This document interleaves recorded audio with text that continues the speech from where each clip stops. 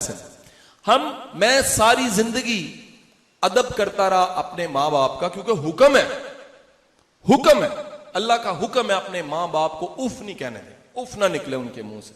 मैं अदब करता रहा, लेकिन जब मेरी औलाद मेरे कद के बराबर आके खड़ी हुई, अल्हम्दुलिल्लाह मेरे वालिदैन हयात हैं, खुदा की कसम मेरा दिल करता है कि जो जिंदगी में दी बेस्ट किया जा सकता है मैं अपने वालिदैन के लिए करूं।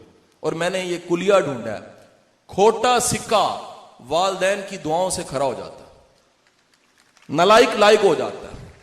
एक फजूल मेरी तरह का एक गुमनाम इंसान अल्लाह ताला अगर उसको भी थोड़ा सा अरूज दे देता है तो credit goes to my mother and father.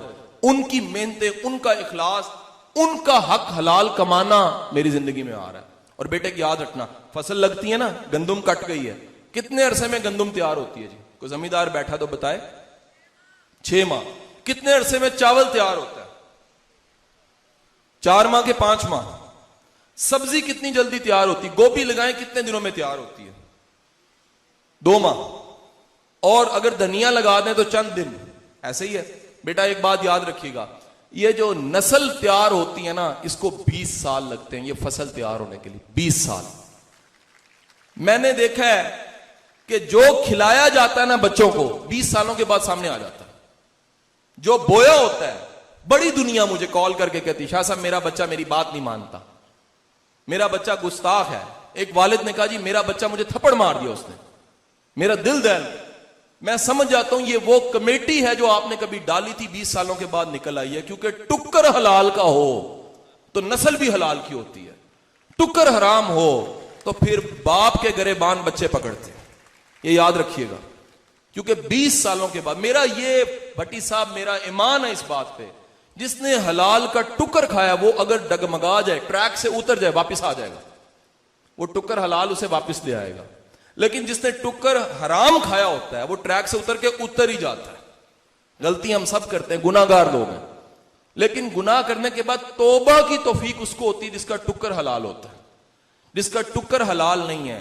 सो बेटा मेरा 5th लेसन ये है, अपने वालिदैन का अदब करना शुरू करो। क्यों ना हम ननकाना से एक कंपेन चला दें कि ननकाना के लोग अपने बुजुर्गों का अदब करते हैं, दिल से अदब करते हैं। क्यों ना हम ये कंपेन चला दें। सर मुल्क में कंपेन चलती है और तरह की, मैं समाजी कंपेन की बात कर रहा हूं। ये कंपेन क्यों ना चले कि ननकाना के लोग सबसे ज्यादा मुद्दब लोग हैं अपने वालिदैन के, अपने बुजुर्गों के। तो बेटे आज घर जाना है, अपने वालिदैन की ऐसी सेवा करनी है कि उनके कलेजे से दुआ निकले। ये कोई बड़ी बात नहीं है कि जाके कहा बेबे जी दुआ कर दें, अब्बा जी दुआ कर दें। क्यों जुबान से कहते हो?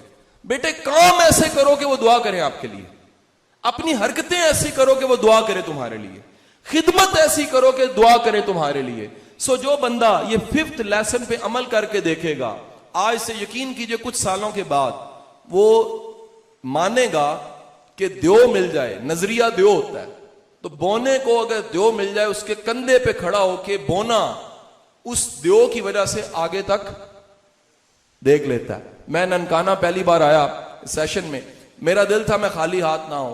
सो इस सेशन में मेरी फाउंडेशन 500 मेरी बुक्स फ्री ऑफ कॉस्ट आपको डिलीवर कर दी जाएंगी। ये मेरी तरफ से छोटा सा तोहफा है। और एज पर प्रेफरेंस मैं रिकमेंड करूंगा, बुजुर्गों का, बड़ों का अदब होता है, टीचर्स का, वुकला का, प्रोफेसर्स का, डॉक्टर्स का, समाजी शख्सियात का। तो मैं चोई साहब से रिक्वेस्ट करूंगा, चोई साहब पहले हमारे सीनियर्स को दीजिए। बच्चे हमारे अपने हैं, बच्चे वीडियो लेक्चर्स भी सुन लेते हैं। मैं चाहूंगा कि आइंदा भी मैं ननकाना आता रहूं, इसी स्कूल में आता रहूं, भट्टी साहब को रिक्वेस्ट करके आता रहूं। ये कहीं भट्टी साहब की सिर्फ ख्वाहिश नहीं थी कि मैं यहां हूं, ये मेरी भी ख्वाहिश थी कि कभी मौका मिले मैं ननकाना के बच्चे बच्चियों से बात करूं।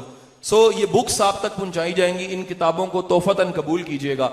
और आखिर में एक वादा मैं आपसे लेना चाहूंगा कि बेटा अल्लाह आपको आने वाले दिनों में बड़ी कामयाबियां देगा, बड़ी कामरानियां देगा, बड़ी इज्जतें, मोहब्बतें, इक़्तिदार, ताकत सब कुछ देगा। मेरी आंखों के सामने ये बच्चे बच्चियां बैठे हैं, डॉक्टर्स भी बनेंगे, इंजीनियर्स भी बनेंगे, पॉलिटिशियंस भी बनेंगे, जज भी बनेंगे, ब्यूरोक्रेट्स भी बनेंगे, पुलिस में भी जाएंगे। लेकिन खुदारा जब आप कुछ बन जाएं तो खुदारा अपनी कामयाबी में उनको शामिल जरूर कीजिए जो कामयाब नहीं है। अपने लिए जीना कोई बड़ी बात नहीं है, अपने इक़्तिदार से उनको आसानी भी दें, अपनी ताकत से उनको आसानी भी दें जो ताकत नहीं रखते। याद रखिए, जो दरख्त फल देता है, छांव देता है, अल्लाह उसकी हिफाजत ज्यादा करता है। अल्लाह का निजाम ऐसा है। लेकिन जो दरख्त सूख सड़ जाता है, छांव नहीं देता, फल नहीं देता, उसको काट के बालन बना दिया जाता है। सो अगर जीना है, अमर होना है, तो अपने अलावा जीना सीखो। सो पाकिस्तान जिंदाबाद।